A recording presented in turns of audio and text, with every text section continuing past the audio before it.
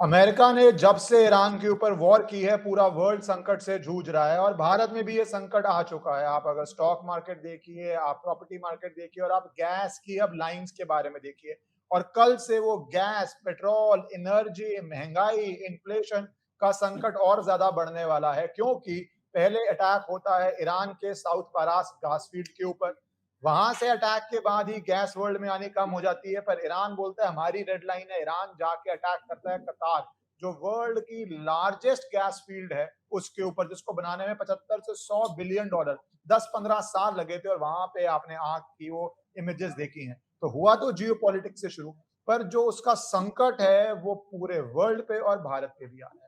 तो आने वाले समय में क्या क्या लग रहा है, क्या क्या प्रिडिक्शंस हैं, क्या क्या एस्ट्रोलॉजी कह रही है, वो सब डिस्कस करने के लिए हमारे साथ आज जुड़ रहे हैं प्रसिद्ध एस्ट्रोलॉजर नरेश कुमार जी। आप उनको एस्ट्रो नरेश जी के नाम से जानते भी हैं। So thank you for joining. बड़ा एक अजीब समय चल रहा है नरेश जी, जब आप जुड़ रहे हैं। जी, जी।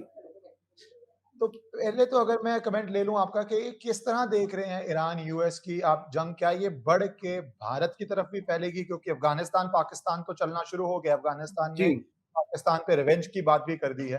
पर क्या ये जी। अब आप आग, लड़ाई की आग भारत तक देख रहे हैं? फिर मैं आऊंगा इंडिविजुअल्स के ऊपर। देखिए सबसे पहले तो 3 प्लैनेट्स जो हैं वो 2 अप्रैल को मीन राशि में आ जाएँगे।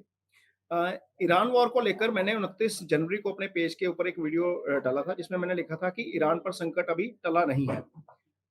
इससे पहले इश्करन जी, यदि मेरे को कोई जो लोग फॉलो करते हैं उनको पता है कि हमने पिछले साल मार्च में वीडियो डाला था अपने पेज के ऊपर कि ईरान जो है वो दुनिया में क्राइसिस का कारण बनेगा। उसका रीज़न ये था, जिस दिन पिछले साल मार्च में सैटर्न ने राशि परिवर्तन किया, सैटर्न पाइसेस में आए 29 मार्च को, उसी दिन से सैटर्न की जो थर्ड एस्पेक्ट है वो टॉरस के ऊपर आ रही थी। टॉरस ईरान की प्रभाव राशि है।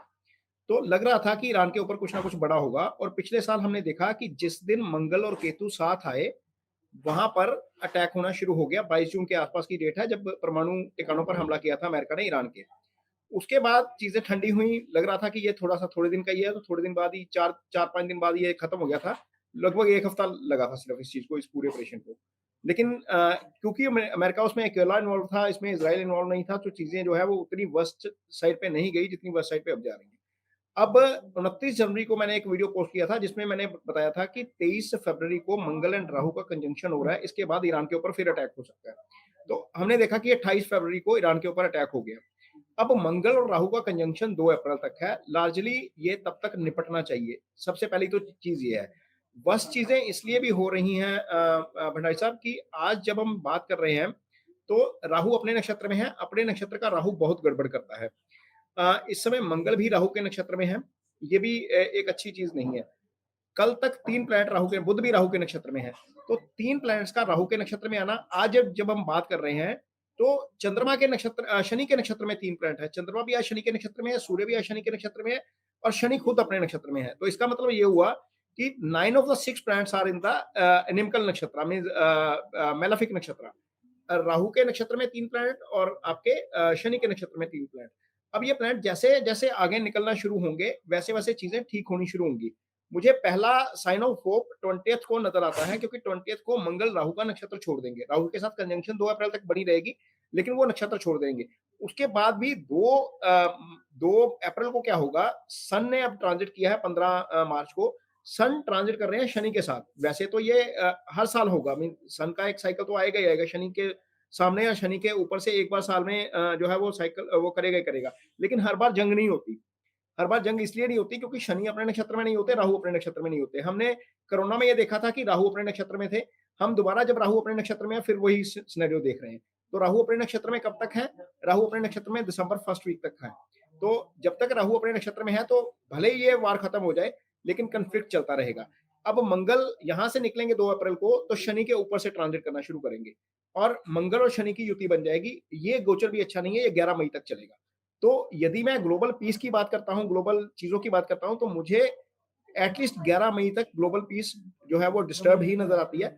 हालाँकि मुझे ये भी उम्मीद है कि 20 अप्रैल के बाद चीज़ें पॉजिटिव साइड पे जानी चाहिए। जिस तरीके से चीज़ें एस्केलेट हो गई हैं, जो ट्रंप ने लिखा कि इसमें मेरा योगदान नहीं था जो कल उसमें हुआ है, इसमें सिर्फ इज़राइल है। मुझे लगता है, एज़ अ जर्नलिस्ट मुझे लगता है कि ट्रंप एस्केप रूट ढूँढ रहे हैं।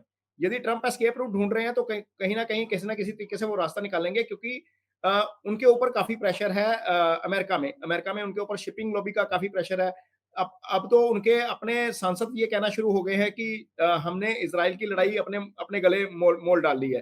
तो America was not in favour कि इतने ज़बरदस्त तरीके से एस्केलेट किया जाए। अब चीज़ें एस्केलेट हो गई, इज़राइल हट नहीं रहा, अमेरिका आगे बढ़ता जा रहा है। तो 2 अप्रैल तक तो मुझे लगता है कि चीज़ें गड़बड़ रहेंगी, 2 अप्रैल के बाद चीज़ें ठीक हो सकती हैं। 20 की डेट आप थोड़ा-सा ध्यान रखिए, क्योंकि 20 के बाद कुछ चीज़ें बहुत ड्रास्टिकली चेंज हो रही हैं एस्ट्रो साइकिल में। पहले तो मंगल राहु के नक्षत्र से निकल जाएँगे, ये एक पॉजिटिव साइन है। दूसरा बुध जो है वो मार्गी हो जाएँगे। 26 फरवरी को बुध के वक्री होने के बाद जंग शुरू हुई है। तो जी, 26 को 20 को बुध मार्गी हो जाएँगे, हाँ 20 रात को मध्य रात्रि, 21 को बुध मार्गी हो जाएँगे। फिर 25 को वीनस सैटर्न का कंजंक्शन टूट जाएगा। ये कंजंक्शन 2 मार्च को बना था, जिसके बाद चीज़ें एस्केलेट हुई हैं 2 मार्च के बाद। तो 3 इवेंट अगले हफ्ते के पॉजिटिव मुझे नज़र आते हैं।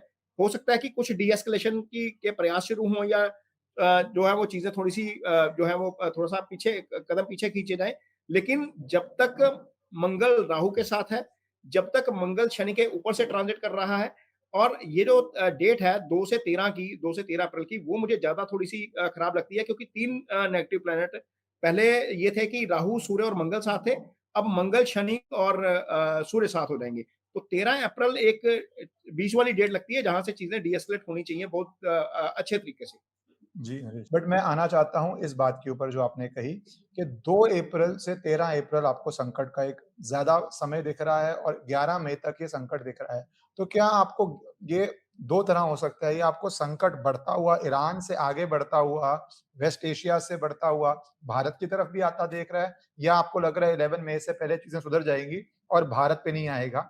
या 11th मई के बाद भारत पे देखें? तो भारत के नहीं, कॉन्टेक्स्ट नहीं, में मैं देखिए आपसे जानना India India India India India में नहीं आ रहा, इंडिया में नहीं आ रहा, जो जहाँ तक मेरी अपनी कैलकुलेशन है। हुँ, जो इंडिया की राशि है, इंडिया की प्रभाव राशि मकर है, और मकर किसी भी तरीके से बहुत बुरे तरीके से पीड़ित नहीं हो रही। पीड़ित कौन हो रहा है? पीड़ित हो रहा है कन्या राशि। जब मीन राशि पे रहेंगे सूर्य, मंगल और शनि, तीनों की सीधी दृष्टि कन्या राशि के ऊपर रहेगी। कन्या राशि से पूरे मिडल ईस्ट का विचार किया जाता है। कन्या राशि से कुछ हिस्सा यूरोप का भी कंसिडर किया जाता है। तो पॉसिबल है कि यूरोप इसमें इन्वॉल्व हो जाए। देयर इज़ बहुत बहुत संभव है कि यूरोप इसमें इन्वॉल्व हो जाए। लेकिन इंडिया में इम्पैक्ट इस तरीके से आ सकता है, जिस तरीके से हम आज गैस का जो है वो क्राइसिस फेस कर रहे हैं। हमने देखा कि होटल्स हमारे बंद होने शुरू हो रहे हैं, या हमने देखा कि डोमेस्टिक सप्लाई में दिक्कत आ रही है, हमारी नई बुकिंग नहीं हो पा रही। तो ऐसी चीज़ें हो सकता है कि हमें फेस करनी पड़े। राहु चूँकि गैसों के कारक हैं, 2 अगस्त तक तो अपने नक्षत्र में हैं भंडारी साहब, 2 अगस्त तक तो ये दिक्कत करेंगे ही करेंगे।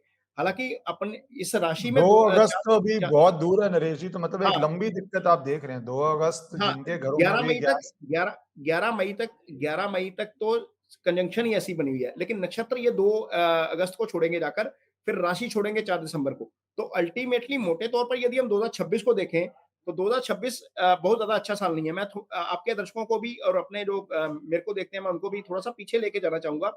यदि हम इसको हिस्टोरिकली नहीं देखेंगे भंडारी साहब, तो थोड़ी-सी लॉजिकल नहीं लगेगी बात। हम आज बात कर रहे हैं 2026 में। सैटर्न का जो साइकिल होता है ना भाई साहब, वो 30 इयर्स का होता है। 1907 में जाते हैं ना पीछे, 1907 में सैटर्न पाइसेस पे थे, एरीज पे थे, टॉरस पे थे। हमने वर्ल्ड वॉर 1 देखा। उसके बाद हम 1907 से 1944 के बीच जाते हैं, सॉरी 1937 से 1944 के बीच जाते हैं। तो सैटर्न पाइसेस में थे, एरीज में थे, टॉरस में थे। हमने वर्ल्ड वॉर 2 देखा। वर्ल्ड वॉर 2 थोड़ा-सा लंबा चल गया था, वर्ल्ड वॉर 1 थोड़ा-सा वर्ल्ड वॉर 1 के मुकाबले। अब इसके बाद क्या हुआ, 1971 आता है, जब हमने ये देखा, चाइना के साथ देखा, और अब हमारा बांग्लादेश वाला देखा, इंडिया पाकिस्तान देखा।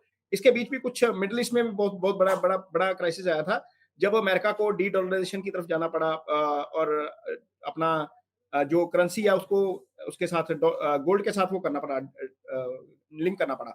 तो ये जो चीज़ें हुई, ये सारी तब हुई भंडारी साहब, जब ये सैटर्न पाइसेस में थे, एरीज में थे, टॉरस में थे। ये पीरियड था 1966 से लेकर 1973 का।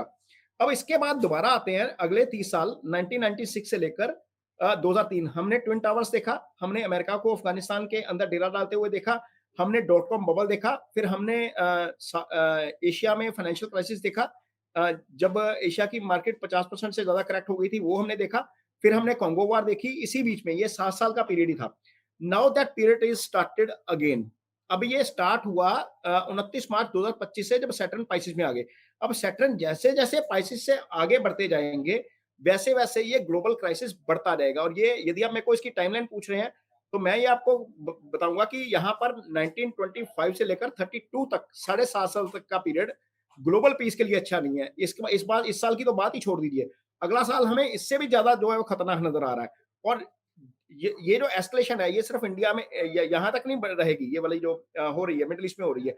अब लास्ट टाइम जब जब जैसे हमने डिस्कस किया है कि लास्ट टाइम जब ईरान के ऊपर अटैक हुआ था, मंगल केतु एक साथ आ गए थे। उसके बाद जब अटैक हुआ है, मंगल राहु एक साथ है। अब अगली टाइमलाइन 16 नवंबर की है। 16 नवंबर को मंगल केतु एक बार फिर साथ आएँगे। तो पॉसिबल है कि सर्दियों में एक बार दोबारा फिर कहीं न कहीं, यदि ये शांति हो भी जाती है कहीं न कहीं कुछ न कुछ तरीके से, या जफियाँ डल भी जाती हैं जिसको पंजाबी में बोल देते हैं, तो ये फिर एस्केलेशन होने वाला है। यहाँ नहीं होगा तो ताइवान हो जाएगा। इंडिया पाकिस्तान भी पॉसिबल है, हालाँकि मुझे उसके चांसेस बहुत कम नज़र आते हैं। लेकिन दिक्कत है, ग्लोबल पीस स्टेक पे है जब तक शनि आपके पाइसेस पे है, एरीज़ पे है और टॉरस पे है। आप जिस तरह प्लैनेट की मूवमेंट देख रहे हैं और उसको अब 1971 से कंपेयर कर रहे हैं, जब डॉलर ने गोल्ड स्टैंडर्ड छोड़ दिया था या इंडिया ने बांग्लादेश बना दिया था, उसी तरह अब आपको लग रहा है कि ये, क्योंकि जो मुझे लगा आपकी बात से शुरू में कि आप कह रहे हैं अप्रैल और मई के बीच में कठिन समय है। जी, पर जब आप नवंबर की बात करते हैं और कहते हैं अगला साल इससे भी संकट वाला है, तो फिर तो आप इस पूरे पीरियड को ही एक तरह से, जो कुछ लोग कह रहे हैं, slow second third world war चल रही है कि रशिया यूक्रेन गया, थोड़ी देर वो चलता रहा, फिर अब यूएस वेनेजुएला गया, फिर यूएस ईरान आया, ईरान ने पूरा वेस्ट एशिया, आज जो कतर से इमेजेस आ रही हैं, वो पूरे जी, वर्ल्ड में मैं उस पे आऊँगा सेकंड पार्ट में, इंडिविजुअल्स को क्या करना चाहिए, मार्केट की मंदी पे भी आऊँगा। पर वो एक ऑब्वियस सी बात है कि जब तेल का डिपो ही उड़ा देंगे, तो उसका इफ़ेक्ट तो हर जगह होगा ही होगा। पर आप मान रहे जी, हैं नवंबर में ये, अगर चाइना ने ताइवान शुरू कर दिया, फिर तो पूरे वर्ल्ड की सप्लाई लाइन्स रुक जाएँगी। स्ट्रेट ऑफ हॉर्मुज़ तो अभी 20% रोक रहा है। चाइना जी, ताइवान हो गया, तो फिर तो पूरे वर्ल्ड में कहीं से कुछ जा ही नहीं पाएगा। और वो भारत बिल्कुल, के पास, बिकॉज़ भारत एनर्जी इम्पोर्ट करता है, भारत के लिए बहुत, बहुत, बहुत बड़ी चुनौती आएगी, क्योंकि वर्ल्ड अब जी, एनर्जी पे डिपेंडेंट है। वर्ल्ड वॉर 1-2 जी, नहीं है कि आप बिना उतने तेल के लोकल सब्स्टिट्यूट्स जो थे, उस पे घर की रोटी भी जी, बना लेते थे। अब तो हर जी। जगह ही आपको गैस चाहिए। तो नवंबर के बाद आप क्या देख रहे हैं? इसकी इम्प्रूवमेंट नहीं देख रहे हैं? मैं आपको इसके इसके ऊपर भी मैं एक आपको एस्ट्रोलॉजिकल हिस्टोरिकल स्टडी आपकी मैं अपनी देना चाहूँगा इस पे। जो मैंने सूरत में प्रेज़ेंट किया था। मैं नवंबर के बाद इसलिए भी ज़्यादा देख रहा हूँ, भाई साहब, जब जुपिटर केतु के नक्षत्र में आता है, व्हेनेवर जुपिटर जब केतु के नक्षत्र में आता है, तो मार्केट में क्राइसिस आता है। भले ही आप 1930 का डिप्रेशन देख लीजिए, उस समय जुपिटर केतु के नक्षत्र में थे। 1929 में जब ये डिप्रेशन शुरू हुआ था, उस समय हमारा बाज़ार नहीं था। डाउ का वैल्यू था उस समय 300 पॉइंट। जब ये गिरा आगे आके नीचे, 80% करेक्ट हो गया। ये 1929 का डाउ 300 पॉइंट पे था और ये गिरा 60 तक। मीन 300 की चीज की वैल्यू 60 रह गई। उसके बाद ये दोबारा जब 300 पे आया तो 1953 हो चुका था। इतना लंबा जो है वो करेक्शन आता है, 24 साल का करेक्शन था वो। उसके बाद जब जुपिटर केतु के नक्षत्र में आया, अपने मॉडर्न स्टडीज की मैं बात कर रहा हूँ, 1979 में, उस समय भी डाउ नहीं था। 1979 में सितंबर के आसपास जुपिटर केतु के नक्षत्र में थे और 1980 का मार्च आते-आते डाउ 30% 25% टूट चुका था। उसके बाद क्या होता है, सन 2000 में एक बार फिर जब डॉट कॉम बबल आता है। ये डॉट कॉम बबल के समय भी जुपिटर केतु के नक्षत्र में थे। उसके बाद 2008 का जब क्राइसिस आया, उस समय भी जुपिटर केतु के नक्षत्र में। 2020 में जब कोरोना ब्रेकआउट हुआ है, उस समय भी जुपिटर केतु के नक्षत्र में थे। तो राहु का अपने नक्षत्र में होना, जुपिटर का केतु के नक्षत्र में आ जाना बाज़ारों को बहुत बुरे तरीके से प्रभावित करता है। जो लोग भाई साहब कोरोना के बाद बाज़ार में आए हैं ना, उन्होंने अभी गिरावट देखी नहीं है। 2008 की गिरावट उन्हें याद नहीं है, 2020 में हो सकता है कुछ लोगों ने देखी हो, लेकिन वो वी शेप रिकवरी थी। 2000 1992 की जो गिरावट, हर्षद मेहता के समय की गिरावट जो थी, वो यू यू शेप रिकवरी थी। 2001 की गिरावट यू शेप रिकवरी थी। 2008 की गिरावट यू शेप रिकवरी थी। तो ये जो रिकवरी अब आगे आने वाला है बाजार, जो मुझे कंसर्न दे रहा है, जो मुझे लगता है कि चिंता का विषय है, मंगल केतु साथ में, गुरु केतु साथ में, गुरु केतु के नक्षत्र में। इक्विटी में जिसका भी एक्सपोज़र है, नवंबर के बाद इक्विटी में एक्सपोज़र बहुत मिनिमम होना चाहिए। यदि होना भी चाहिए तो गोल्ड में एक एक तरफ एक्सपोज़र होना चाहिए और गोल्ड के अलावा मल्टी एसेट फंड या फिर बॉन्ड्स में एक्सपोज़र होना चाहिए। उसका उसका रीज़न जो है, मुझे मुझे तो ख़ैर, क्योंकि मैंने डाटा स्टडी किया तो मुझे डाटाज़ याद है सारे। अ जिस दिन हर्षद मेहता हुआ था, अप्रैल 1992 में बाजार गिरना शुरू हुआ भाई साहब। ये 93 तक, 93 के 30 अप्रैल तक गिरा, फिर 94 जनवरी में इसने टॉप किया। मीन दोबारा जो बॉटम बनाया था, वो टॉप किया। उस समय सेंसेक्स था, उस समय निफ्टी हमारा था नहीं। फिर 2000 में जब बाजार गिरना शुरू हुआ, उस दिन जनवरी 2000 का निफ्टी था 1649। ये गिरते-गिरते सितंबर 2001 तक 849 आ गया था, लगभग 50% के आसपास का फॉल। फिर इसको 1649 टच करने में 2003 दिसंबर आ गया था, मीन लगभग 47 मंथ का समय। 2008 में जब जनवरी में ये गिरना शुरू हुआ, उस समय का निफ्टी था 6357 जनवरी 2008 का। फिर इसने बॉटम बनाया 2252 का 27 अक्टूबर को। अब 10 महीने में निफ्टी 60% टूटा था। 60, अभी तो बाजार टूटा ही नहीं है, अभी तो 10-12% की गिरावट नजर आ रही है। जो हाई से गिरावट है, वो गिरावट नजर आ रही है, 10-12% के आसपास की गिरावट है। जो आज हमने देखा है 800 पॉइंट, 700, 750 पॉइंट का निफ्टी टूटा है। ये तो 26,300 से निफ्टी यहाँ पर 23,000 के आसपास आया। लोगों को लग रहा है पता नहीं बाजार कितना ही टूट गया। 2008 पे जब जाएंगे तो आपको लगेगा कि यार बाजार कैसे टूट रहा है। 2252 का निफ्टी था 27 अक्टूबर 2008 का। और उसके बाद इसने रिकवर करने की शुरू कोशिश की, 2010 में टॉप करने की कोशिश की, दोबारा वहां से लुढ़का। फिर दिसंबर 2013 में इसने 6353 टच 6357 टच किया। तो एक केस में आपको देखिए लगे 20 महीने, 92 वाले केस में हर्षद मेहता में। फिर आपको 2000 का जो डॉट कॉम बबल था, उसमें हमें लगे लगभग 23 महीने, नहीं 47 महीने। उसके बाद अगला फेज जो आया, उसमें हमें लगे 71 मंथ। तो अगला जो फेज इस तरह का आ रहा है, जो साइकिल पे ही क्लियर नजर आ रहा है कि नवंबर 2026 में, 15 नवंबर 2026 के आसपास, 12 नवंबर 2026 को ये डेट चेंज होगी। 30 अक्टूबर को गुरु के नक्षत्र में गुरु केतु के नक्षत्र में आ जाएंगे। 12 या 13 नवंबर को मंगल केतु के साथ आ जाएंगे। उसके बाद जो गिरावट आएगी ना, वो गिरावट जो है वो संभलने वाली नहीं होगी। लोगों को लग रहा है, बहुत सारे लोग मेरे यूट्यूब के ऊपर भी आकर क्वेश्चन पूछ रहे हैं कि क्या आप जिस नवंबर 2026 की गिरावट की बात कर रहे हैं, क्या वो अभी मार्च में आ गई है? तो मेरा जवाब ये है कि वो अभी मार्च में नहीं आई है। अभी मुझे लग रहा है कि वो बहुत ज्यादा बड़ी गिरावट हो सकती है, क्योंकि नरे आप मान नरे लीजिए ये जंग भाई साहब, मान लीजिए महीना भी और चलती है, जिस तरीके से टाइम फ्रेम समझ में आ रहा है, तो इसको रिकवर करने में कितना समय लगेगा? ग्लोबल इकोनॉमी को आगे जाने में कितना समय लगेगा? हम ग्लोबल वर्ल्ड में रहते हैं। आप दुबई देखिए, दुबई में कितना पैसा है, दुबई में लोगों का कितना पैसा लगा हुआ है, कितनी कंपनी, हमारी एल का स्टॉक देखिए उस दिन 10% गिर गया। तो यदि स्टॉक 10-10% गिर रहे हैं, जिस लेवल पर डैमेज हो रहा है, जिस एक्सटेंट पर डैमेज हो रहा है, उसको अल्टीमेटली रिकवर करने को भी तो टाइम लगेगा ना। तो नरेश ये जी, अभी जो ये अभी तब की बात है भाई साहब, यदि ये रुक जाए, अभी तो रुका ही नहीं है, अभी तो चल रहा है, तो रुकेगा, वहां से रिकवरी शुरू होगी ना। तो मुझे लग रहा है कि अभी इसमें थोड़ा सा पेन बाकी है, और ये पेन अगले साल हमें असल में नजर आएगा। आप जिसको थोड़ा-सा पेन कह रहे हैं और आप सही कह रहे हैं जो आप आंकड़े दे रहे हैं, लोग भूल जाते हैं कि न्यूयॉर्क के अंदर ही अगर आप या यूएस के अंदर ही 24 साल लग गए थे 300 वापस पहुँचने में। मेरे ख्याल से 360-70 था उसका पीक या 80 था और वापस पहुँचने में उसको 24 साल लग गए। और आपने हर्षद मेहता का एग्ज़ाम्पल दिया, ये दिया। पर लोगों को तो अभी लग रहा है कि 2 साल से कुछ नहीं हमने कमाया। लोग कह रहे हैं अरे एफडी से बेटर रिटर्न दे देता। लोग कह रहे हैं और मैं कोई स्टॉक मार्केट का वो नहीं हूँ, किसी को ओपिनियन देने वाला नहीं हूँ, बट जो बातें आ रही हैं, लोगों को अभी से ही क्रैश का क्रैश लग रहा है, पैनिक लग रहा है क्योंकि एक चेंज आई है समाज में। मैं उस चेंज से आपको जी, दिखाता हूँ कि पहले इसको एक रेगुलर सोर्स ऑफ सिप करके इनकम नहीं माना जाता था, जो हर मिडल क्लास घुस गया था। अब जैसे जी, बैंकिंग सर्विसेज़ की पेनिट्रेशन हुई है, सिप जी, करके, ये करके अलग-अलग इंस्ट्रूमेंट से मिडल क्लास ऑनवर्ड्स एक्सपोज़र बहुत ज़्यादा बढ़ गया है स्टॉक मार्केट में। और उस जी, बढ़ते एक्सपोज़र के अंदर लोग अभी से ही चिंतित हो रहे हैं क्योंकि लोगों ने अपनी प्रॉपर्टी खरीद ली है, उसका ईएमआई बाँध लिया है, ईएमआई को उन्होंने स्टॉक से प्रॉफ़िट से जोड़ दिया है, वो प्रॉफ़िट जब जुड़ता है तो बहुत बड़ी चेन है। इससे जैसे बिल्कुल। यूएस की चेन है। यूएस में जी, जब जी, स्टॉक मार्केट क्रैश करता है, प्रॉपर्टी भी क्रैश करती है क्योंकि वहाँ पे लोगों बिल्कुल। के बहुत पैसा स्टॉक मार्केट में है। तो अगर स्टॉक क्रैश जी, कर गया, पैसा ही नहीं बचा। इंडिया में जी, 10 साल पहले ये हालत नहीं थी। स्टॉक मार्केट बिल्कुल। बहुत क्रैश था उस पर अब वो हालत है। तो जी, उसके अंदर आप ये चीज़ें इतनी गंभीर देख रहे हैं कि ये तो अभी मतलब झांकी है और असल क्रैश आप कह रहे हैं 15 नवंबर, 16 नवंबर के बाद आने वाला है और फिर वो एक लंबा क्रैश है जिसमें जी, अच्छे-अच्छे स्टॉक उड़ेंगे। जी। अब देखिए मैं आपको एक एक छोटा-सा एग्ज़ाम्पल देता हूँ, क्योंकि हम मार्केट को क्लोज़ली वॉच करते हैं, मैं एज़ एन एस्ट्रोलॉजर भी वॉच करता हूँ, एज़ अ जर्नलिस्ट भी वॉच करता हूँ। आप 2020 का डाटा उठा लीजिए, 2020 के बाद का। आज तक का एफआईआई करीब 8 लाख करोड़ के आसपास का विथड्रॉ कर चुका है। इससे ज़्यादा होगा, कम नहीं होगा।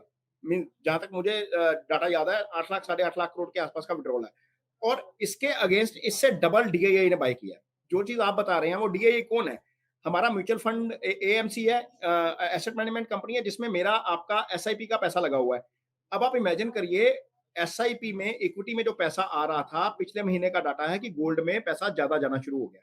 गोल्ड की ईटीएफ में लोग ज्यादा निवेश कर रहे हैं, लोगों का भरोसा जो है वो इक्विटी में कम हो रहा है। आप इमेजिन करिए, वो भरोसा कम हो रहा है, अभी वो विड्रॉल नहीं शुरू हुआ। एक स्टेज के ऊपर यदि उन लोगों ने, जिन लोगों ने इस भरोसे के साथ इक्विटी में पैसा लगाया हुआ है एसआईपी में कि यहाँ से पैसा बनेगा, वहां से यदि विड्रॉल शुरू हो गया, मैं नए पैसे की तो बात ही छोड़ दीजिए, नया पैसा रुक गया तो बाजार वैसे ही गिरना शुरू होगा। आज तक यदि हमारा बाजार संभला हुआ है 26 सितंबर 2024 के बाद, जिस दिन हमने टॉप किया था, 26,270 का टॉप था वो, यदि हमारा बाजार संभला हुआ है तो उसमें सबसे बड़ा योगदान हमारे छोटे निवेशक का है, हमारे एसआईपी वाले का है। हमारा जो व्यक्ति 15,000 20,000 रुपए महीने की सैलरी ले रहा है, वो 1,000 रुपए महीना 2,000 महीने की एसआईपी लगा रहा है, उसका योगदान है। यदि उसका भरोसा टूट गया और उसको लगा कि मेरी एसआईपी के ऊपर रिटर्न नहीं आ रहा बल्कि माइनस जा रहा है, जो कि पिछले 1 साल से हो रहा है, ये पिछले 1 साल से हो रहा है। जिस दिन ये भरोसा टूटना शुरू हो गया, जिस दिन ये विड्रॉल की लाइन लग गई ना एएमसीज के पास, उस दिन आप देखिए बाजार में गिरावट की लाइन लग जाएगी, क्योंकि एफआईए तो पहले ही बाहर है। हमारा निफ्टी पी, यदि हम उसका पी रेशो देखते हैं तो हमारा निफ्टी ऑलरेडी अभी भी महंगा है। मुझे लग रहा है कि अभी भी महंगा है as compare to other global market. तो हालांकि कुछ कुछ उसमें करेक्शन आया है, ये 23-24 का पी चला गया था निफ्टी का, तो वो निफ्टी का पी महंगा लग रहा है ग्लोबल ग्लोबल इन्वेस्टर को, वो यहाँ पर घुस नहीं रहा। हमारा एएमसी जो है वो हमारा मेरा पैसा, आपका पैसा, सबका, छोटे निवेशक का पैसा लेकर उसमें लगा रहा है। तो अल्टीमेटली जिस दिन ये भरोसा टूटेगा उस दिन से बाजार में करेक्शन शुरू हो जाएगा, और करेक्शन नहीं, वो क्रैश होगा। ये अभी जो चल रहा है इसको करेक्शन मानेंगे, क्योंकि जब 26 सितंबर 2024 को टॉप बना था 26,270 का, उसके बाद निफ्टी 17% टूटा था। यदि किसी को याद हो तो 17% निफ्टी फरवरी तक टूट गया था, अक्टूबर, नवंबर, दिसंबर, जनवरी, फरवरी, मार्च में वापसी की थी निफ्टी ने 2025 में। तो अभी तो निफ्टी अपने टॉप से 12% ही टूटा है। तो यहाँ पर ये हाल हो रहा है। आप ट्विटर पे देखिए जरा कितने भरे पड़े हैं सब। तो थोड़ा सा पीछे जाकर नहीं, याद ये रखना मैं चाहिए। आपको बताता हूँ, जैसे हम क्लाइंट्स आते हैं, बात करते हैं, प्रॉपर्टी डिस्प्यूट्स हम डील कर रहे हैं, as a lawyer you deal with all sorts of clients as a, तो अब लोगों की चर्चा जो पहले कन्वर्सेशन होती थी, अरे स्टॉक में डालो, बहुत ग्रो कर रहे हैं। नॉर्मल क्लाइंट आके अब बात करता है और वो डिस्कस कर रहा है कि मुझे तो एफडी से कम आ रहा है। मुझे तो भैया रिटर्न ही नहीं आया। और जो मुझे ज़्यादा चिंता वाली बात लगी भारत की इकोनॉमी के लिए, वो ये है कि लोगों ने, क्योंकि इतना ज़्यादा बैंक्स ने और फाइनेंशियल इंस्टीट्यूट्स ने और इन्फ्लुएंसर्स ने लोगों को मार्केट में, भैया कोई ना कोई म्यूचुअल फंड करो, करो, करो, इतना एक्सपोज़र कर दिया उन लोगों का, जो इसको एक इनकम समझ के बैठ गए थे, या 20% बढ़ गया, 30% बढ़ गया, वो उसको डाउनवर्ड सोच ही नहीं रहे थे। वो कहीं हद तक इसको प्रॉपर्टी से कंपेयर कर रहे थे कि बढ़ेगा तो वो, गिरेगा भी तो स्टेबल हो जाएगा। शहरों में जो होता है, बिल्कुल। गिरेगा भी तो स्टेबल जी, रहेगा, 4-5 साल बढ़ेगा नहीं। ये इस तरह जी, की गिरावट मुझे नहीं लगता मास अवेयरनेस में थी, क्योंकि ये अवेयरनेस देने में किसी को इंटरेस्ट नहीं था। बैंक को और बिल्कुल। लोगों को जोड़ना था एसआईपी में, इन्फ्लुएंसर्स को जी, और जोड़ना है, एडवर्टाइज़मेंट चलानी है, तो आपको ये लोगों को कि भैया मत इन्वेस्ट करो, में तो पैसा नहीं आएगा। तो किसी का इंटरेस्ट ही नहीं था। और वो जब जी, मार्केट कैच अप कर रही है, और अगर ये लोगों को रिटर्न नहीं आया, लोगों ने रोकना शुरू किया, we are then heading for very, very, very dark times for the stock market. And now it is not only the elite who are dealing with it. Now that stock market is middle class, 30,000, masses. 35,000, masses की yes, market. या बिल्कुल yes. सही कह अब रहे हैं, बिल्कुल सही कह रहे हैं। अब तो इसमें ये अब आपको इसमें ये एस्ट्रोलॉजिकली भी लग रहा है, या फिर इकोनॉमिक दिशा देख के चल रहे हैं, या आपको लग रहा है भारत के लिए एक इकोनॉमिक संकट भी बड़ा आ रहा है अलोंग विद दिस पूरा वॉर एनवायरनमेंट? नहीं, देखिए, थोड़ा-सा फिर अगेन पीछे चलेंगे, सिंस मैं मैं हिस्टोरिक डाटा को थोड़ा-सा ज़्यादा स्टडी करता हूँ। मुझे याद है जिस दिन 2008 में मार्केट में सर्किट लगा था। अभी उसके बाद सर्किट हमने कोरोना में देखा था, फिर अभी दोबारा देखेंगे। तो जिस दिन मार्केट में सर्किट लगा था उस दिन वित्त मंत्री पी चिदम्बरम थे, संसद का सेशन चल रहा था, बाहर आते हैं वो और बोलते हैं कि इंडिया में ऐसा कुछ नहीं है, गड़बड़ नहीं है इंडिया के बैंकिंग सिस्टम में और सब में। उसके बावजूद बाज़ार नहीं सँभला, उसके बावजूद हमारा बाज़ार लगातार गिरा। तो उस समय जब बाजार गिरा था, मनमोहन सिंह वित्त मंत्री थे। भंडारी साहब 20,000 करोड़ रुपए का स्टिमुलस पैकेज था। ये वो अमाउंट था जो सरकार ने अपनी तरफ से दिया। उस समय जीएसटी नहीं हुआ करता था, उस समय वैट हुआ करता था। वैट में रिलैक्सेशन दी। फिर वेरियस इंडस्ट्रीज को पैकेज दिए गए, अलग स्टिमुलस पैकेज दिए गए टू काउंटर दिस कंपटीशन। तो टोटल पैकेज की जो वैल्यू थी लगभग 60,000 करोड़ के आसपास थी। अब इमेजिन करिए उस समय 2008-9 में जब क्राइसिस आया था, तो सरकार को लगभग 60,000 करोड़ रुपए के आसपास का पैकेज देना पड़ा था टू रिकवर द इकोनॉमी। अब इमेजिन करिए, उसके 18 साल बाद जो नवंबर के बाद स्थिति बन रही है, आज यदि वो क्राइसिस आता है, जो मुझे लग रहा है कि यूरोप और उसमें जापान में ज़्यादा आएगा। एस्ट्रोलॉजिकली तो मैंने आपको कॉम्बिनेशन बता ही दी है कि मंगल केतु के साथ है, जुपिटर केतु के नक्षत्र में है और बड़ी बात इसमें ये है कि जुपिटर आने वाले 5-6 साल लगातार पीड़ित रह रहे हैं। नॉर्मली ऐसा नहीं होता, नॉर्मल प्लेनेटरी साइकिल में ऐसा नहीं होता कि जुपिटर जो है वो बहुत ज़्यादा गति से चले। इस समय जो हो रहा है 2033 तक जुपिटर अति शीघ्र गति से चल रहे हैं। अति शीघ्र गति से चलने का मतलब ये है कि वो 2000 जो सर्कल उन्होंने साल में पूरा करना है वो 6 महीने में पूरा करते हैं। फिर वो गलत क्राइसिस उसमें आ जाते हैं इसमें प्लेनेटरी साइकिल में इसको स्टक हो जाना बोलते हैं कि या तो वो शनि के साथ स्टक हो रहे हैं, वो राहु केतु के साथ स्टक हो रहे हैं या फिर वो गलत नक्षत्र में जा रहे हैं। इस बीच 2 बार गुरु केतु के नक्षत्र में जाएँगे। तो ऐसा नॉर्मली साइकिल में नहीं होता। तो इस साइकिल में ऐसा हो रहा है जिसके कारण मुझे एस्ट्रोलॉजिकली एक तो रीज़न नज़र आता है। दूसरा आपने मेरे को पूछा कि इकोनॉमिकली यदि आज की डेट में 2008 जैसा क्राइसिस आता है, तो सरकार के रेवेन्यू की तो बात छोड़िए, सरकार का रेवेन्यू तो हिट होगा ही होगा। दूसरा बड़ी दिक्कत ये है कि सरकार को क्या अपनी तरफ से मुझे लग रहा है कि कम से कम 2 से ढाई लाख करोड़ रुपए के स्टिमुलस के लिए तैयार रहना चाहिए। मुझे नहीं समझ कि क्या सरकार के एंड के ऊपर या ब्यूरोक्रेसी के एंड के ऊपर ऐसी कोई तैयारी है कि यदि कोई इस तरह का क्राइसिस आता है पूरी दुनिया में, तो इंडिया उसको किस तरीके से हैंडल करेगा। तो ये मेरा मेजर जो है वो कंसर्न है। एज़ सिटिज़न भी जैसे आपने बताया कि अवेयर सिटिज़न, मैं भी एज़ एन अवेयर सिटिज़न मुझे भी लगता है कि नहीं, यदि पर वो साथ में जो आप बात कर रहे हैं, मुझे एक आपने संकट की तरफ इशारा दिया, एक सडन न्यूज़ आई। आपने कहा 2008 में बैंकिंग कोर है और एक सडन न्यूज़ आती है एचडीएफसी बैंक का चेयरमैन रिज़ाइन करता है, जिसको कोई छोटी बात नहीं है। इतने बड़े बैंक का और रेज़िग्नेशन का रीज़न एथिकल ग्राउंड्स जो बताया गया, वो बहुत शॉकिंग है। उसके बाद एचडीएफसी बैंक क्रैश भी किया, लोअर भी गया और एचडीएफसी ने वैसे भी बहुत देर से कोई रिटर्न नहीं दिया है। एक सबसे बड़ा एक तरह से मैं बात बोल लूँ बैंक प्राइवेट सेक्टर के अंदर, उसका चेयरमैन रिज़ाइन करे एथिकल ग्राउंड्स पे, बाद में बोला कि नहीं ऐसा कुछ नहीं है। बट जो उनके एग्ज़ैक्ट वर्ड्स थे, certain happenings and practices within the bank that I have observed over the last 2 years are not in congruence with my personal values and ethics and benefits of HDFC। तो ये बहुत एक जैसे अब जो चीज़ खराब होने लगती है तो बहुत बड़ा संकेत, ये तो छोटा संकेत नहीं है। ये एक बड़ा संकेत है, पता नहीं क्या प्रॉब्लम है, नहीं है, वो तो रेगुलेटर्स का काम है देखना, क्या रीज़न्स रहे, क्या नहीं रहे। बट नॉर्मली आप रिज़ाइन करते हैं ऐसी बड़ी पोस्ट से तो आप बोलते हैं I want to focus on family और I want to take time, I have worked very long etcetera, etcetera. ये बहुत अनयूजुअल लगी मुझे resignation, specially in Indian standards. बिल्कुल। नहीं, ये एक अलग अपनी जगह पर इश्यू है। एचडीएफसी बैंक के कारण ही हमने आज देखा कि बैंक निफ्टी भी काफ़ी टूटी और उसमें भी उसका प्रेशर ही था कि निफ्टी बहुत ज़्यादा टूट गई। अदरवाइज़ निफ्टी जिस तरीके से बाकी बाज़ार देखे हमने, हालाँकि निक्काई भी जापान का निक्काई भी 3 साढ़े 3% टूटा हुआ था आज। हमारा भी निफ्टी लगभग उतना ही टूटा है। उसमें एक रीज़न जो है वो उसका बैंकिंग सेक्टर का भी रहा। लेकिन मैं आपको यहाँ बताऊँ कि जुपिटर मैं जो है इसको वो डेली बेसिक में नहीं देख रहा, मैं इसको स्ट्रक्चरल प्रॉब्लम्स में देख रहा हूँ कि अगर बैंकिंग में कुछ आया तो वो हाँ, फिर बहुत, जैसे मैं उसको तेल में कुछ प्रॉब्लम आती है तो वो एक इम्पैक्ट बहुत बड़ा है, बैंकिंग में आती है वो बड़े इम्पैक्ट्स हैं।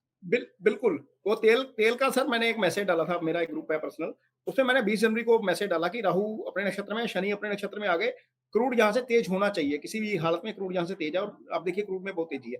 आपने स्ट्रक्चरल चेंजेस की बात की है कि जुपिटर और मरकरी 2 ऐसे प्लैनेट हैं जहाँ से हम बैंकिंग देखते हैं क्योंकि पैसा सारा जुपिटर से देखा जाता है। जुपिटर गुरु जो है वो कुंडली में आय और धन भाव दोनों के कारक होते हैं। वीनस इमेंस मनी के कारक होते हैं, लार्ज कैप बैंकिंग सारी हम वीनस से देखते हैं। जब वीनस की पोजीशन डिस्टर्ब होती है क्योंकि वीनस 27 दिन में साइकिल पूरा कर जाता है, तो अल्टीमेटली उसका जो इम्पैक्ट होता है वो शॉर्ट टर्म होता है। जैसे आज की डेट में वीनस डिस्टर्ब है, शनि के साथ है, तो ये शॉर्ट टर्म इम्पैक्ट है, ये आगे निकल जाएगा तो हो सकता है कि चीजें कवर अप होनी शुरू हो जाए यहाँ पर। लेकिन जुपिटर का इम्पैक्ट जो होता है ना वो लॉन्ग टर्म होता है। जुपिटर चूंकि उसका साइकिल 1 साल का है, 12 महीने में राशि पूरी करते हैं वो, तो अल्टीमेटली जब जुपिटर आगे आएंगे ना केतु के साथ, तो मुझे बैंकिंग से ज्यादा बॉन्ड मार्केट में दिक्कत नजर आ रही है आगे जाकर। बॉन्ड मार्केट में दिक्कत आएगी, बॉन्ड मार्केट की दिक्कत इक्विटी क्यों के ऊपर आ जाएगी जो एस्ट्रोलॉजिकली मुझे लग रहा है। बॉन्ड मार्केट मुझे लग रहा है कि जापान बहुत ज़्यादा बॉन्ड में विथड्रॉ करेगा आगे जाकर। जापान में चीज़ें बहुत अच्छी नहीं है। तो आप तो जापान फिर और एक यूरोप तरह, से अगर आप इसको कोविड से कंपेयर करें तो आप इसको डिप नहीं देख रहे, वो तो आपने क्लियर कर दिया। आप इसको ये अभी आप करेक्शन माँग रहे हैं या आप फॉल ही नहीं मान रहे क्योंकि आप पैरामीटर बहुत डिफरेंट देख रहे हैं और रिकवरी की तो बात ही नहीं हो रही। तो आप क्या ग्लोबल रिसेशन देख रहे हैं या डिप्रेशन बिल्कुल, की 1929 हम डिप्रेशन की तरफ जा रहे हैं? क्योंकि ये जी। अगर हुआ तो इंडिया में तो आप डिप्रेशन की तरफ जाएँगे। नहीं, बिल्कुल, जो 1920 का डिप 29 का डिप्रेशन बहुत लंबा था, उस समय कंज्यूमर बेस और बैंकिंग वाला सिस्टम नहीं था। बहुत बहुत वाइड नहीं था। हालाँकि फेड आ चुका था उस समय, कोई भी चीज़ खराब होती है तो उसके लिए मेजर मेजर लिए जाते हैं। यदि 1907 का क्राइसिस ना होता यूएस में, तो शायद फेडरल रिज़र्व नहीं होता। तो यहाँ पर जो क्राइसिस नज़र आ रहा है, अल्टीमेटली बॉन्ड मार्केट में मुझे ज़्यादा चीज़ें नज़र आ रही हैं। बॉन्ड मार्केट का असर इक्विटी मार्केट के ऊपर आएगा ही आएगा। डेरिवेटिव स्ट्रक्चर में जो चीज़ें बन रही हैं या जो चीज़ें लग रही हैं वहाँ पर भी लगता है कि बहुत सारा डिस्टर्बेंस आगे अनफोल्ड होने वाला है, जो आम निवेशक को, छोटे निवेशक को नहीं पता लगता क्योंकि बहुत डीप स्टडी वाली चीज़ें हैं। तो मुझे लग रहा है कि बैंकिंग से ज़्यादा बॉन्ड मार्केट यूरोप और जापान। आप देखिए जब भी इकोनॉमी में क्रैश आएगा आने वाले महीनों में, आपको उसका रीज़न या तो यूरोप नज़र आएगा या फिर जापान नज़र आएगा। अमेरिका उसमें जॉइन करेगा क्योंकि 38 ट्रिलियन डॉलर का कर्ज है और 38 ट्रिलियन डॉलर के कर्ज के ऊपर अब अमेरिका हर वीक में 11 बिलियन डॉलर के आसपास का युद्ध के ऊपर खर्चा कर रहा है। ये उनकी अपनी रिपोर्ट है। पेंटागन की रिपोर्ट थी शायद। तो इतने ट्रिलियन डॉलर के कर्ज के ऊपर आप यदि युद्ध का खर्चा भी जोड़ते जा रहे हो और ये एक अलग बात हो सकती है कि ट्रम्प साहब बोल रहे हैं कि हमें क्रूड से फायदा हो रहा है, क्रूड महँगा वो बिक रहा है। बोल रहे हैं कि मैं एसिड एसिड क्रिएशन कर रहा हूँ, मैं लोगों का हाँ, मिनरल्स, एसेट्स ले रहा हूँ, तो मेरी बैलेंस हाँ। शीट इंप्रूव हो रही है क्योंकि मेरे पास इतना एसिड आ जाएगा। पर वो एसिड आप निकालोगे कैसे? जो ईरान ने अभी कतार पे किया है या सऊदी अरेबिया हुँ, पे भी कर दिया है अब। तो वो हुँ। आपका इंफ्रास्ट्रक्चर जैसे आपने बोला, एक दिन में नहीं बनेगा। वो बिल्कुल। इंफ्रास्ट्रक्चर बनने के लिए पहले तो बिलियंस ऑफ डॉलर्स चाहिए। फिर वो जी, एक जेस्टेशन पीरियड है 2 साल, 3 साल। इसमें एक बात और मैं जोड़ना चाहता हूँ, जो मेरे दिमाग में अभी आई बोलते-बोलते। तो फिर आप इंडिया क्या अब वहाँ पे जो पॉपुलेशन है, ओवरवेलमिंग नंबर्स में इंडियंस हैं। लेबर से लेके हाईएस्ट जॉब्स तक इंडियंस हैं पूरे जी, वेस्ट एशिया में, जिनका जी। नेचुरल रेमिटेंस इंडिया में बहुत आता है। वो भी इकोनॉमी का बिल्कुल। एक इम्पोर्टेंट हिस्सा बनता है और वो एक तरह से प्योर प्रॉफिट है, क्योंकि वो जी, छोटे-छोटे अमाउंट हर घर में पहुँचते हैं, वो आपकी कंज़म्पशन भी करता है, बिल गाँव में आपका घर बिल्कुल। भी बनाता है, शहर में भी करता है। तो वो एक बिल्कुल ही प्राइवेट सेक्टर में बहुत तेज़ी से जाता है जिसका इफ़ेक्ट है। तो वो भी मैसिवली हिट होने जा रहा है अगर ये जंग चली भी मई तक या मई से आगे, क्योंकि अ, एक बारी वापस जाना, वीज़ा लेना, टिकट्स लेना, जॉब्स लेना, बहुत सारे लोग बहुत देर तक वापस जाएँगे भी नहीं। नहीं जा पाएँगे, प्रैक्टिकली जाना पॉसिबल नहीं होगा। हमने पिछले महीने का रेमिटेंस का डाटा आप देखिए, पिछले महीने हाईएस्ट रेमिटेंस है आपका इसका मिडल ईस्ट में से। जो डाटा आता है आरबीआई का, उसमें हाईएस्ट रेमिटेंस है क्योंकि लोगों को डर लोग लग रहा है कि पैसा अब यहाँ पर हाँ, क्योंकि लोगों को डर लग रहा है कि अब यहाँ पर पैसा बचेगा या नहीं बचेगा। जैसे परसों खबर आई कि दुबई ने लॉक कर दिया, जो बड़ा इन्वेस्टर है वहाँ से पैसा नहीं निकाल सकता। तो पता नहीं कल को लॉक कर दें, ये भी खतरा है। तो अल्टीमेटली रेमिटेंस रेमिटेंस बढ़ा है और जो लोग वहाँ से वापस फ्लाई कर रहे हैं, इंडिया में आ रहे हैं, तो मुझे लग रहा है कि यहाँ पर अभी चीज़ें थोड़ी-सी और डिस्टर्ब होंगी और इंडियंस के ऊपर इसका असर खास तौर पर जो डायरेक्टली इन्वॉल्व है, मिडल ईस्ट में आपने ठीक बात बोली, बहुत सारे इंडियंस हैं, हालाँकि वो सिटिज़न नहीं है, क्योंकि सिटिज़न का दर्जा वहाँ पर मिलता नहीं है, लेकिन large number of the labourers are their officials के ऊपर ऑफिशियल पोस्ट्स के ऊपर हैं। हमारे सीएज़ वहाँ पर हैं, हमारे डॉक्टर्स वहाँ पर हैं, बहुत सारे प्रोफेशनल्स हमारे वहाँ पर काम कर रहे हैं और अल्टीमेटली इससे इंडिया इंडिया के ऊपर असर पड़ेगा। माइक्रो लेवल के ऊपर बहुत पड़ेगा। इस डार्क पीरियड के अंदर अगर मैं आपसे बोलूं कि कौन से आपको ब्राइट चीजें लग रही हैं या क्योंकि world has to go on, economy has to go on, तो किस तरफ आपको लग रहा है कुछ उम्मीद है या ब्राइटनेस है जिस तरफ एक नॉर्मल मिडिल क्लास इंडियन को जाना चाहिए, या बिल्कुल ही हंकर डाउन करके क्लोज करके जीरो खर्चा मोड में जाना चाहिए, या ऑल्टरनेटिव एसेट्स जाना चाहिए? आप एक नॉर्मल इंडियन को क्या बोलेंगे इस समय क्या होना चाहिए, उसको क्या करना मुझे चाहिए? लग रहा है मुझे मैं एक छोटे से डाटा के साथ शुरू करूँगा भंडारी साहब। सेंट्रल बैंक्स का जो टोटल एक्सपोज़र है, जिसमें बॉन्ड्स होते हैं, जिसमें डॉलर रिज़र्व होता है, जिसमें गोल्ड होता है, 23% सेंट्रल बैंक के पास गोल्ड है। यदि सेंट्रल बैंक 23% गोल्ड पे बैठ सकता है, तो क्या हम एज़ अ नॉर्मल इन्वेस्टर इतने इतने पर बैठ सकते हैं या नहीं बैठ सकते? ये हमें अपने आप को पूछना चाहिए। एक तो मेरा ये टेक है, क्योंकि सेंट्रल बैंक्स ने ये जो परसेंटेज ऑफ गोल्ड है, वो पिछले 4 साल में बढ़ाया, 15 से लेकर 23% आ गया। पहले 15% हुआ करता था और डॉलर रिजर्व में उसका डॉलर जो उसका पोर्शन था, डॉलर पोर्शन उसका 5% कम हुआ है। गोल्ड का बढ़ा है, डॉलर का कम हुआ है। तो ये एक इंडिकेशन है कि यदि सेंट्रल बैंक इतनी बड़ी मात्रा में गोल्ड खरीद रहे हैं, तो एक आम निवेशक होने के नाते हम गोल्ड क्यों नहीं खरीद सकते। दूसरा, हालाँकि मैं फाइनेंशियल एडवाइज़र नहीं हूँ, लेकिन फिर भी मुझे लगता है कि मल्टी एसेट फंड में जाना चाहिए। तीसरा, पैसा अपने पास बॉन्ड्स में रख लेना चाहिए या कैश रख लेना चाहिए, क्योंकि मार्केट हमें अपॉर्च्युनिटी देने जा रहा है और ये बड़ी अपॉर्च्युनिटी है जिनके पास है, क्योंकि अ, इससे ना बाजार के साथ लोगों की उम्मीदें बहुत जुड़ी हैं। आपने ये एक चीज़ बताई ना कि लोगों ने इसको रेगुलर इनकम बना लिया है। छोटा निवेशक तो एसआईपी डाल रहा है। बड़ा निवेशक क्या कर रहा है? 2 करोड़ रुपए की एसडब्ल्यूपी लगा रहा है। एसडब्ल्यूपी लगा रहा है, हर महीने उसको एसडब्ल्यूपी में से पैसा मिल रहा है। वो आप थोड़ा अमाउंट इसको कम हो। एक्सप्लेन करेंगे एसडब्ल्यूपी क्या है? क्योंकि बहुत कम लोग होंगे जो 2 करोड़ ऐसे अमाउंट्स पे खेल रहे हैं। तो क्या मतलब बेसिकली बड़ा निवेशक कैसे मार्केट को अपनी इनकम की तरह बना रहा था? हाँ, एसडब्ल्यूपी क्या होता है? जैसे एसआईपी होती है ना, एसआईपी कॉल्ड जो है वो stands for the systematic investment plan. SWP is the systematic withdrawal plan. मान लीजिए आपने एक्स अमाउंट म्यूचुअल फंड को दे दी, तो वो mutual fund one time investment वहाँ पर कर देता है और ये हिसाब लगाता है कि आपको यदि 12 या 13% का एनुअल रिटर्न मिलता है, तो उसमें से 8% की वो विथड्रॉल दे देता है आपको। मान लीजिए आपने 2 करोड़ रुपए लगाया या 1 करोड़ रुपए लगा लिया, तो अब आपको एएमसी बोलती है कि 13% 12% के आसपास का रिटर्न मिलेगा। तो उसमें से 12 लाख 13 लाख रुपए के आसपास का हो गया आपका इनकम साल का। तो साल के 12-13 को 12 हिस्सों में डिवाइड कर देते हैं और वो लाख रुपए का विथड्रॉल आपको या फिर उससे कम का 8% का मान लीजिए दे देते हैं आपको, 13% नहीं देते पूरा, 8% का ये विथड्रॉल दे देते हैं आपको। तो 8 लाख का विथड्रॉल आपको 60-70 हज़ार रुपए के आसपास का महीने का विथड्रॉल मिलता रहता है। उसमें आपका 5% जुड़ता भी रहता है और आपको आपका मनी जो है वो सेव रहता है। इस तरह का पैसा एसडब्ल्यूपी भी यदि परफॉर्म नहीं कर पा रहा है, तो अल्टीमेटली वो भी बाहर निकलेगा, क्योंकि वो एसेट एक एक एसेट लॉक हो गई ना। यदि वो पैसा प्रॉपर्टी में लगाया होता या कहीं और लगाया होता तो रिटर्न दे जाता। तो यदि वो रिटर्न नहीं पा रहा, एसडब्ल्यूपी नहीं परफॉर्म कर पा रही, तो वो पैसा भी अल्टीमेटली निकलेगा। तो पैसा रखना कहाँ पर है? मल्टी एसेट फंड जिनका एक्सपोज़र इंडियन इक्विटी के अलावा यूएस इक्विटी में है, जिनका एक्सपोज़र गोल्ड में है, जिनका एक्सपोज़र बॉन्ड्स में है, या जिनका एक्सपोज़र ऐसे ऐसे जगह पर है जहाँ पर सिक्योरिटी ज़्यादा है, सेफ्टी ज़्यादा है। तो कुछ लोग कैश भी रखते हैं, कुछ फंड हाउसेस कैश भी रखते हैं एसडब्ल्यूपी मोड में जो काम करते हैं, इसमें जो काम करते हैं मल्टी एसेट फंड में। तो मल्टी एसेट फंड मुझे अच्छा विकल्प लगता है, या फिर गोल्ड मुझे अच्छा विकल्प लगता है। सिल्वर में मैं सलाह नहीं दूँगा, क्योंकि सिल्वर बहुत वोलेटाइल है। एक छोटा निवेशक उसके झटके सहन नहीं कर पाता। हमने 4,20,000 का सिल्वर आज 2,30,000 पे देख लिया, 1,90,000 नीचे है वहाँ से, अपने हाई से।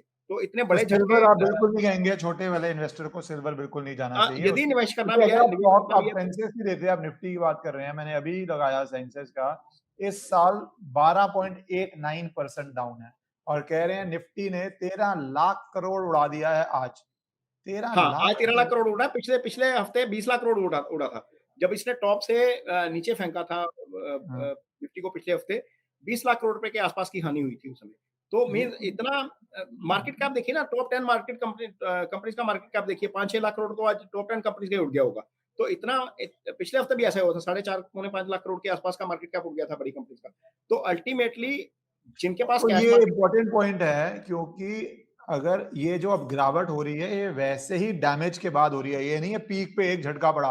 ये झटके पड़ चुके हैं और उसके बाद और गिरावट हो रही है। बिल्कुल। तो ये अभी मुझे लग रहा है कि जो यदि मेरे को प्लेनेटरी साइकिल पूछेंगे, तो 20 को जैसे ही वो ठीक होंगे, बाज़ार में रिकवरी आनी चाहिए। मुझे यहाँ से बहुत ज़्यादा लंबी डाउनसाइड नज़र नहीं आती। अ, टेक्निकली तो मैं यहाँ पर नहीं बता सकता, क्योंकि मैं लेवल नहीं दे सकता, मैं सेबी रजिस्टर्ड नहीं हूँ, लेकिन मुझे ज़्यादा ज़्यादा लंबी गिरावट नज़र नहीं आती। यहाँ से रिकवरी आनी चाहिए और रिकवरी आएगी और जून तक रिकवरी चलनी चाहिए फिर वहाँ से। यदि ये चीज़ें ठीक हो जाती हैं, तो फिर जून आप तक फिर रिकवरी कहते चलेगी। हैं नवंबर में फिर दोबारा ये नवंबर में फिर प्रॉब्लम गिरावट है, नवंबर में फिर गिरावट है। नवंबर में तो मैं फर्म हूँ, क्योंकि नवंबर की स्टडी सर वो है, आई मीन 1979 के बाद की स्टडी, 92 की स्टडी, 2000 की स्टडी, 2008 की स्टडी, 2020 की स्टडी। एक चीज़ एक एक साइकिल में एक बार हो सकती है, 2 बार हो सकती है, हर बार ये इत्तेफाक नहीं हो सकता। पर ये कोविड के बाद फिर रिकॉर्ड हाईज़ पे भी गया, रिकवरी बहुत रैपिड थी और बहुत हाईज़ पे गई, प्रॉपर्टी में भी गई और पूरा आप देखिए डेली एनसीआर जो 2019-20 से पहले रेट था और उसके बाद और ब कितना बढ़ा, उसमें अलग-अलग रीज़न दिए, देखो राइज़ के बाद तो अलग-अलग रीज़न दिए गए, लोगों को समझ आ गया कि भैया थोड़ा बड़ा बहुत-बहुत रीज़न दिए, गुड़गाँव पूरा उठने का बहुत अलग रीज़न दिए, मैं लंबा नहीं करना चाहता। तो और शेयर बाज़ार में भी एक डिप के बाद अच्छा उठा। को आप इसको पर आप प्रोलॉन्ग्ड वाला देख रहे हैं, वो कोविड की तरह हाँ, कमबैक वो का नहीं दिख कोविड वाला क्या एक्चुअल में डिफरेंस एक। देखते हैं दोनों में? अगर मैं एक हाँ, सवाल वो पूछूँ? थोड़ा-सा हाँ, डिफरेंस है। डिफरेंस इसलिए है भंडारी साहब, क्योंकि वो वी शेप रिकवरी इसलिए थी, एक चीज़ है अचानक से ठप हुई, अचानक से चल पड़ी। जैसे अभी युद्ध चल रहा है। अचानक से शुरू हुआ, बाज़ार नीचे आ गया। यदि जिस दिन ये युद्ध रुक जाएगा, उस दिन से ही बाज़ार की रिकवरी शुरू हो जाएगी। फंडामेंटली ना कुछ भी बदला। फंडामेंटली ये बदल गया कि अब तेल की कीमतें जितनी तेज़ ऊपर गई हैं, उतनी तेज़ हो सकता है शायद नीचे ना आए। आम कंज्यूमर इफ़ेक्ट करेगा, सरकार का रेवेन्यू हिट कर सकता है। हमारी सरकार ने जो है वो काफ़ी इंफ्रास्ट्रक्चर सेस लगाया हुआ है। यदि मैं इसको कंपेयर करूँ थोड़ा-सा पेट्रोल के रेट के साथ, जब मनमोहन सिंह की सरकार थी, क्रूड $130 था। पेट्रोल तब भी ₹100 था।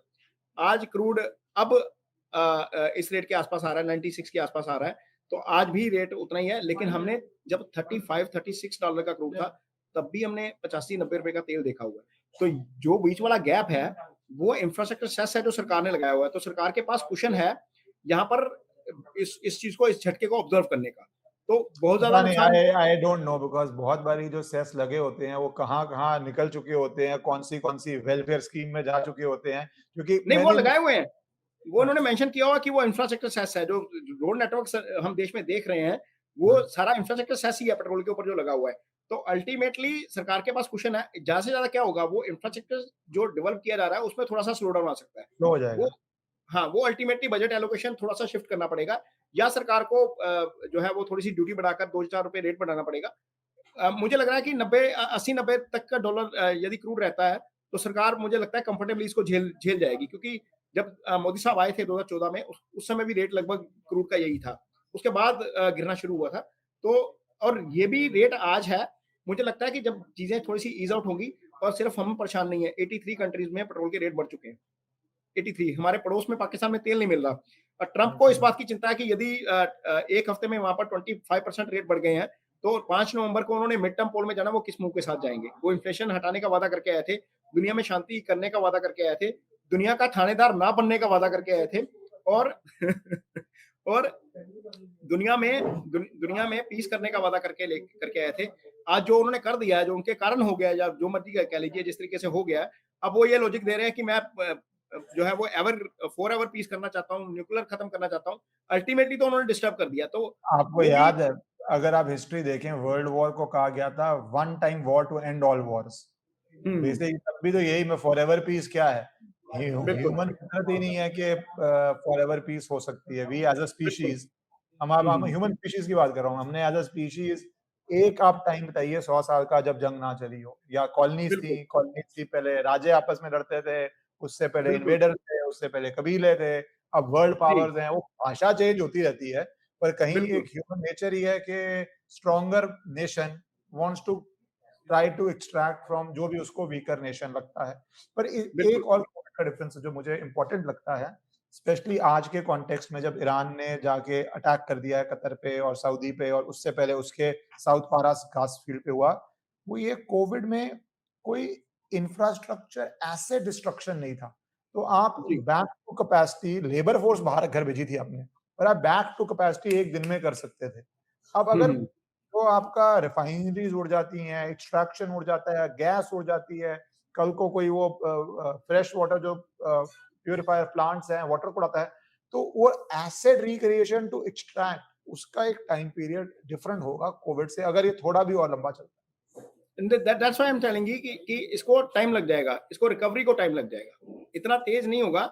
मैं इसीलिए बोल रहा हूँ कि क्रूड की कीमतें हो सकता है कि उतनी तेज़ी से नीचे ना आएँ, क्योंकि सप्लाई को रूटीन आने में समय लगेगा। इंफ्रास्ट्रक्चर जैसे आप बता रहे हैं कि डिस्टर्ब हो गया, शिप्स डिस्टर्ब हो गए, उड़ा ही दिए, मीन्स वहाँ पर मिसाइल फेंक दी शिप्स के ऊपर। अल्टीमेटली उसको रिप्लेस करने में समय तो लगेगा ही लगेगा। तो ये तो मुझे लगता है। प्लैनेटरी साइकिल भी देखते हैं तो फिलहाल बहुत ज़्यादा अच्छा नहीं है, इस साल का भी और है। अगले साल का। मैं लास्ट सवाल आपसे लेना चाहता हूँ, क्योंकि ये ईरान पे ही इतना प्रॉब्लम हो गया है, जो आपने शुरू में कहा, चाइना ताइवान भी आपको संभव दिख रहा है।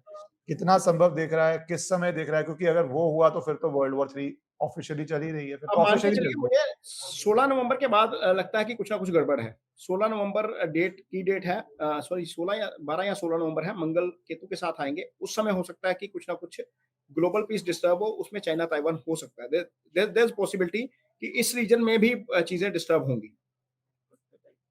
सबको आपने बहुत, मेरे को लगता है, अवेयर कर दिया है कि भैया संभल के रहो, कठिन-कठिन टाइम आने वाला है। थैंक यू, आपने समय दिया और सारे टॉपिक्स को कवर किया, thank you, and thank you, thank you so much. Thank thank you. Nice talk, nice meeting. You. नमस्कार, नमस्कार।